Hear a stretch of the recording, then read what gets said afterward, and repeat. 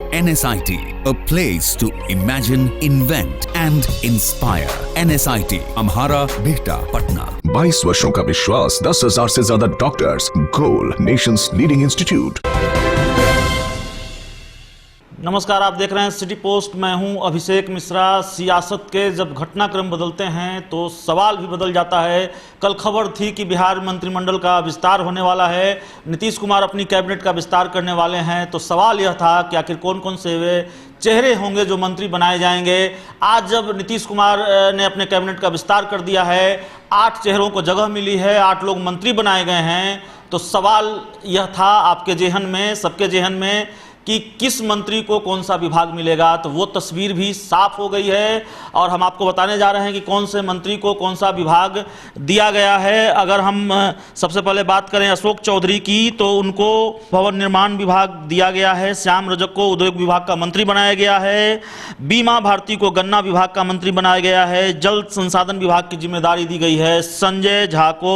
नीरज कुमार सूचना एवं जनसंपर्क मंत्री बनाए गए हैं और रामसेवक सिंह समाज कल्याण मंत्री बनाए गए हैं। बीमा भारती को गन्ना विभाग की जिम्मेदारी दी गई है। नरेंद्र नारायण यादव को विधि मंत्री बनाया गया है बिहार का। जय किशोर सिंह से भवन निर्माण विभाग वापस ले लिया है नीतीश कुमार ने और अब वे सिर्फ विज्ञान एवं प्रौद्योगिकी विभाग के मंत्री रहेंगे, जबकि भवन निर्माण मंत्री को अब योजना और विकास विभाग का मंत्री बनाया गया है। डॉक्टर प्रेम कुमार को पशुपालन विभाग का अतिरिक्त प्रभार दे दिया गया है। तो ये विभागों का बंटवारा इस तरीके से किया, जिस तरीके से आज मंत्रिमंडल का विस्तार किया नीतीश कुमार ने। सभी 8 मंत्रियों ने शपथ ली और शपथ ग्रहण के बाद फौरन बाद विभागों का बंटवारा भी कर दिया गया है। कौन से मंत्री को कौन सा विभाग दिया गया है, ये हमने स्पष्ट तौर पर आपको बताया है।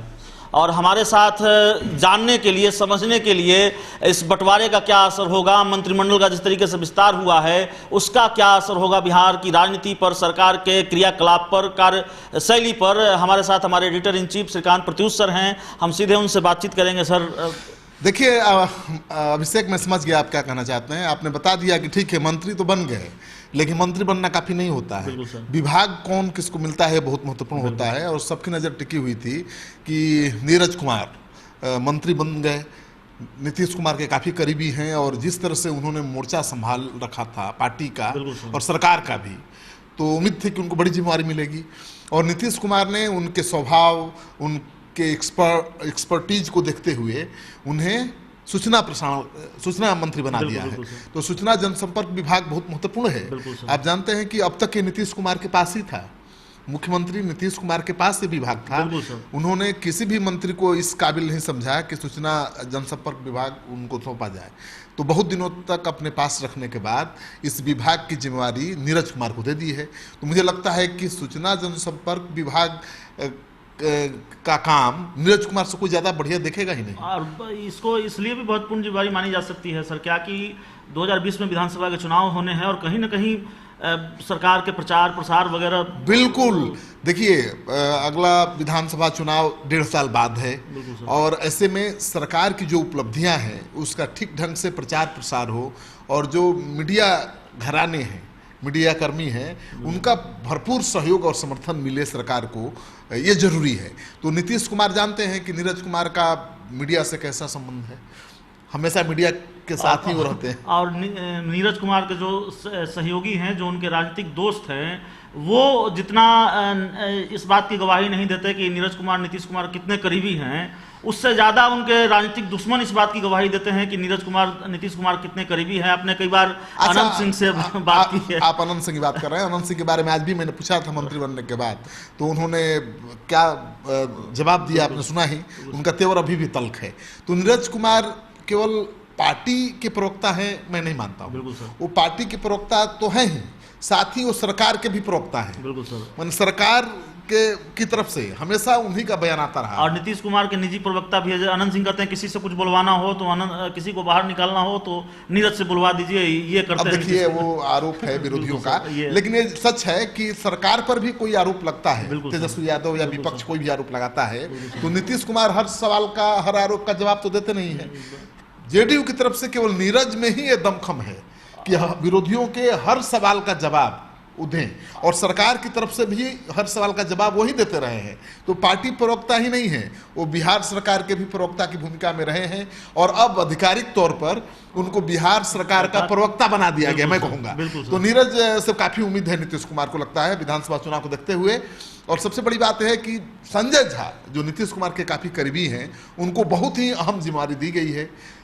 सिंचाई विभाग ललन सिंह के जिम्मे था, अब वो सांसद बन गए हैं। ललन सिंह कितने करीब है नीतीश कुमार के, छिपी हुई बात नहीं है।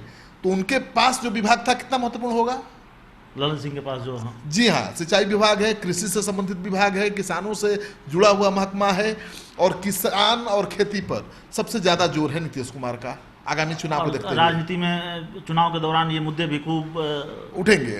तो नीतीश कुमार ने काफी सोच समझकर, एक सोची समझी रणनीति के तहत मंत्री भी बनाया है। मंत्री बनाने में भी जातीय समीकरण का पूरा ध्यान रखा है, और विभाग का बंटवारा करने में बहुत बारीकियों का ध्यान रखा है। यानी किसको कौन विभाग दिया जाए, कौन किस विभाग को ठीक से संभाल सकता है, इस बात का पूरा ध्यान रखा है।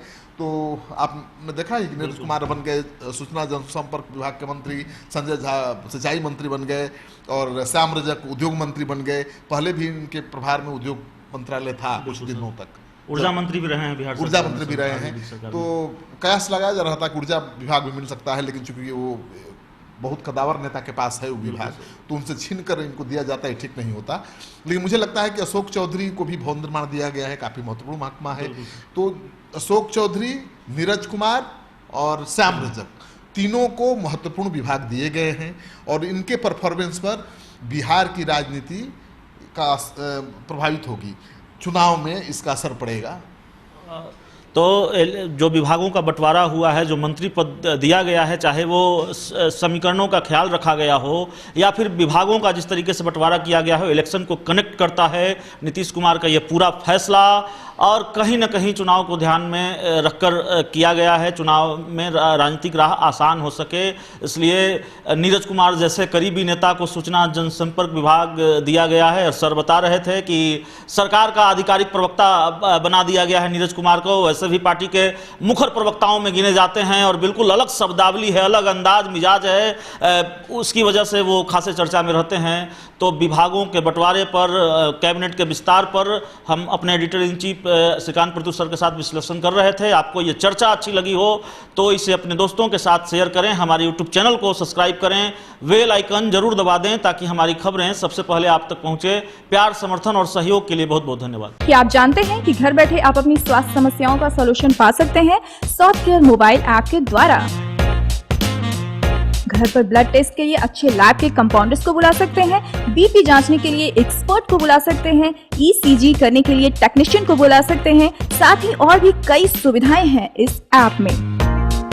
आज ही डाउनलोड करें Softcare mobile app Google Play Store से या वेबसाइट www.softcare.in। अधिक जानकारी के लिए आप संपर्क कर सकते हैं। हमारे फोन नंबर्स हैं 9472981111, 9472982222। Softcare app, solution at your finger tips.